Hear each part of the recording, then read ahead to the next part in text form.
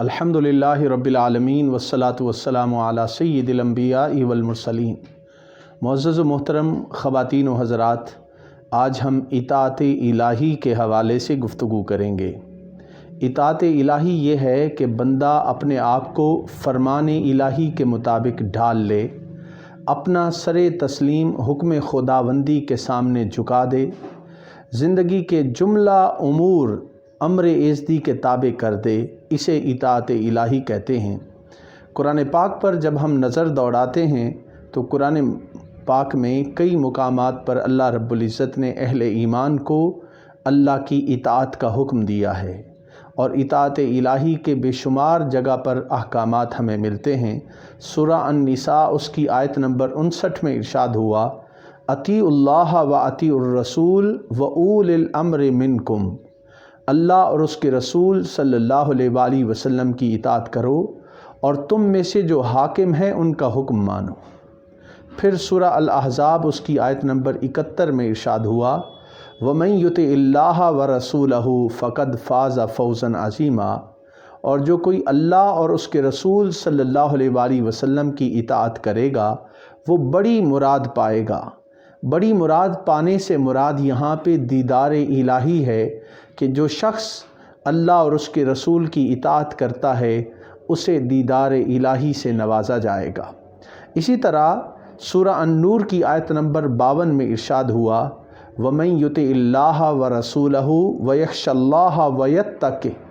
फ़उलाइका हुमुल फ़ाइज़ून, और जो लोग अल्लाह और उसके रसूल सल्लल्लाहु अलैहि वसल्लम की इताअत करते हैं, अल्लाह से डरते हैं, तो यही लोग मुराद को पहुँचने वाले हैं। सूरा आले इमरान उसकी आयत नंबर 133 में इरशाद होता है, उसमें इरशाद जो बुनियादी तौर पे हमारे सामने है वो है, वातिउल्लाह वर रसूल लअल्लकुम तुरहमून, अल्लाह और उसके रसूल सल्लल्लाहु अलैहि वसल्लम की इताअत करो ताकि तुम पर रहम किया जाए। सूरा अत-तौबा उसकी आयत नंबर 111 में इरशाद हुआ, इन्नल्लाह अश्तरा मिनल मुअमिनीना अनफुसहुम व अम्वालहुम बिअन्न लहुमुल जन्ना, बेशक अल्लाह ने मोमिनों से उनकी जानों को और उनके माल को ख़रीद लिया है। अब यहाँ पर जो बड़ी अहम बात है वो ये है कि अल्लाह ताला ने अहले ईमान के साथ एक तिजारत की कि उनसे उनकी जान और माल को ख़रीद लिया और बदले में उन्हें जन्नत अता की। मुअज़्ज़ज़ हाज़रीन, जब इंसान कोई चीज़ बेच देता है तो उस पर इंसान को फिर इख्तियार नहीं रहता, वो दूसरे की मिल्कियत हो जाती है। अल्लाह रब्बुल इज़्ज़त ने हमें जान और माल दोनों से नवाजा और कमाल मेहरबानी फरमाते हुए वो फिर फरमा रहा है कि मैंने अहले ईमान से उनकी जानों को और माल को ख़रीद लिया। मतलब ये है कि इंसान अपनी जान और माल अल्लाह के हुक्म के मुताबिक उसका इस्तेमाल करे, और अहले ईमान का ये मतलब भी उनके ज़हन में होना चाहिए कि वो अल्लाह के सामने बिक गए हैं, उनकी जान और माल बिक गई है और उन्हें हर हुक्म अल्लाह और उसके रसूल की ताबे फरमानी में गुजारना है। वो अल्लाह ताला की मंशा के ख़िलाफ़ कोई काम नहीं करते, अपनी आरज़ू, अपनी तमन्ना, अपनी सोच, अपनी फ़िक्र, अपनी मर्ज़ी वो नहीं चलाते, बल्कि हर जगह पर वो अल्लाह के अहकामात की पैरवी करते हैं और उसकी इताअत में अपने आप को लगाए रखते हैं। वो एक कदम भी अपनी ख्वाहिश नफ्स से नहीं उठाता। इंसान जो बंदा मोमिन है वो हर लम्हा, हर आन और हर घड़ी अल्लाह ताला के हुक्म की फर्मा बरदारी में गुजार देता है। ये अहले ईमान की शान है जो इस आय करीमा में अल्लाह रब्बुल इज़्ज़त ने बयान की है। इताअत इलाही के बुनियादी तौर पर दो अरकान हैं, एक है तामील अवामिर और दूसरा है तर्क नवाही। यानी अल्लाह रब्बुल इज़्ज़त ने जो जो अहकामात दिए हैं उनकी पैरवी की जाए और जिन जिन चीज़ों से अल्लाह रब्बुल इज़्ज़त ने हमें मना किया है उससे रुक जाया जाए। यही वजह है कि उरफ़ा ये बयान करते हैं कि इताअत तो ये है कि इंसान अल्लाह के हुक्म को माने, उसकी इताअत करता रहे, लेकिन कमाल इताअत ये है कि जिस शय से अल्लाह रब्बुल इज़्ज़त ने रोका है ज़िंदगी भर भूल कर भी उसकी तरफ कदम न बढ़ाए। یہ کمال اطاعت ہے کہ جس چیز سے اللہ رب العزت نے منع کر دیا ہے انسان بھول کر بھی اس کے قریب نہ جائے، اسے کمال اطاعت قرار دیا گیا ہے۔ اور معزز خواتین و حضرات، جب انسان کمال اطاعت کے مرتبے پر فائز ہوتا ہے تو پھر اللہ رب العزت خصوصی نظر سے ایسے شخص کو، ایسے بندہ مومن کو دیکھتا ہے، اور پھر کائنات میں اس کی حیثیت بہت زیادہ بڑھ جاتی ہے۔ اطاعت کی پہچان یہ ہے کہ انسان ایک طرف مال و دولت کے انبار دیکھے، عمارت و سیاحت ہو، جاہ و منصب اور عزت و عظمت کی تمام رعنائیاں مل کر بھی اس کے دامن دل کو اپنی طرف کھینچ رہی ہوں، لیکن وہ پائے حقارت سے ان ساری چیزوں کو چھوڑ دے، ٹھکرا دے، اللہ کی محبت کی خاطر، اللہ کی اطاعت کی خاطر، اللہ کے احکامات کی پیروی کی خاطر۔ یہ کمال اطاعت ہے،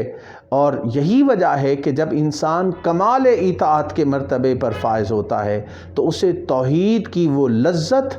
اور وہ فوائد حاصل ہونا شروع ہو جاتے ہیں کہ جس کی طرف کسی شاعر نے اس طرح اشارہ کیا کہ توحید تو یہ ہے کہ خدا حشر میں کہہ دے، یہ بندہ دو عالم سے خفا میرے لیے ہے۔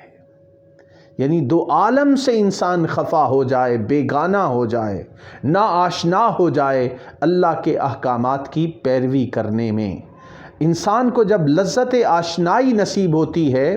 تو وہ ساری کائنات سے انسان بے نیاز ہو جاتا ہے،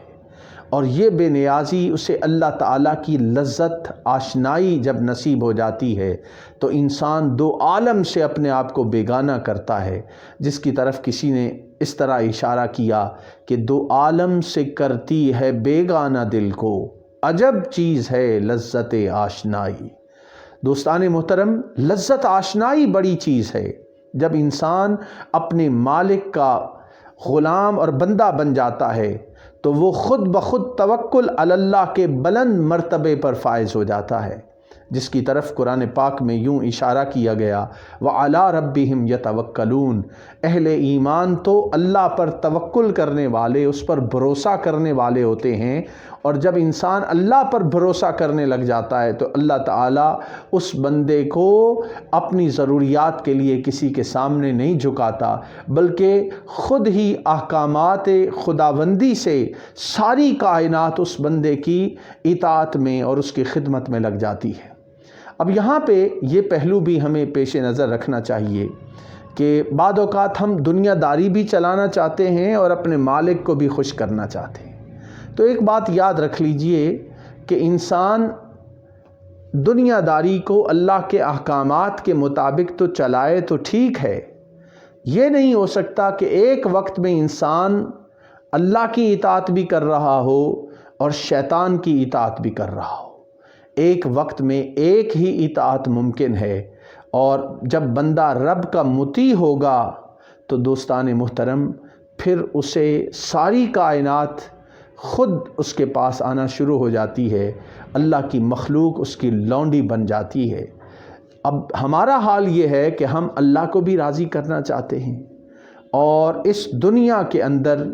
جو دنیا کی لذات ہیں اور شیطان ہیں، شیاطین ہیں، ان کو بھی راضی کرنا چاہتے ہیں۔ تو انسان ایک وقت میں